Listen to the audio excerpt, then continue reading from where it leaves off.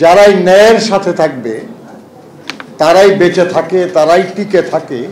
আমি শ্রমিক আন্দোলনের একজন কর্মী হিসাবে জানি যে মহান মে দিবসের যে লড়াই হয়েছিল এখন থেকে 125 বছর আগে, সেই শিকাগোর হে মার্কেটে যারা শ্রমিক নেতা হিসাবে বন্দী হয়েছিলেন তাদের মধ্যে 5 জনের ফাঁসির আদেশ হয়েছিল। যাদের ফাঁসির আদেশ হয়েছিল তাদের একজন ফাঁসি কাস্টে দাঁড়িয়ে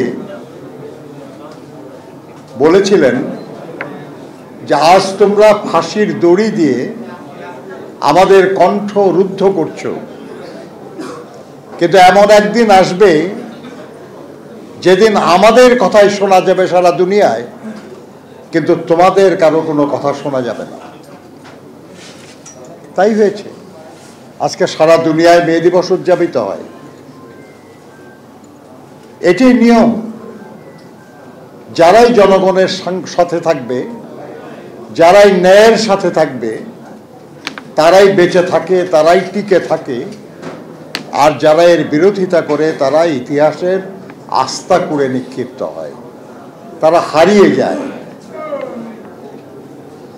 একটা ভাবুন, বাংলাদেশের যত অভ্যুত্থান হয়েছে, যত আন্দোলন হয়েছে, গণ আন্দোলন, তার প্রত্যেকটার প্রস্তুতি ছিল বেশ কিছু দিনের,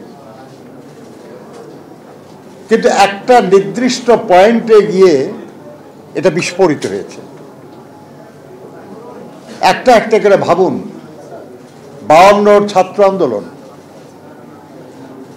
অনেক দিন ধরে চলছিল, অনেক মিটিং হয়েছে, অনেক কমিটি হয়েছে, অনেক আন্দোলন হয়েছে, অনেক মেমোরেন্ডাম দেওয়া হয়েছে, কিন্তু যেদিন রফিক, সালাম, বরকত, জব্বার নিহত হলেন, শহীদ হলেন, তখনই শুধু এই আন্দোলন একটা চূড়ান্ত রূপ লাভ করেছে এবং আমরা আমাদের ভাষার অধিকার পেয়েছি। ভাবেন, 69-এর গণঅভ্যুত্থান,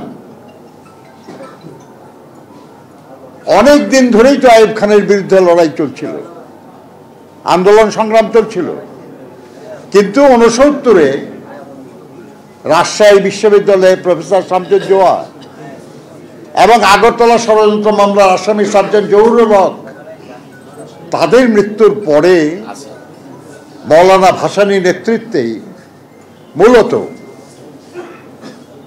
এই লড়াই চূড়ান্ত রূপ লাভ করে 69-এর গণঅভ্যুত্থান হয়। এবং 69-এর গণঅভ্যুত্থানের পথ ধরে আইয়ুব খান পদত্যাগ করে, ইয়াহিয়া খান দায়িত্ব নেয়, নির্বাচন দেয়। সেই নির্বাচন যাই রেজাল্ট হচ্ছে সেটা না মানার কারণে ৭১-এর মুক্তিযুদ্ধ হয়েছে, দেশ স্বাধীন হয়েছে আমাদের।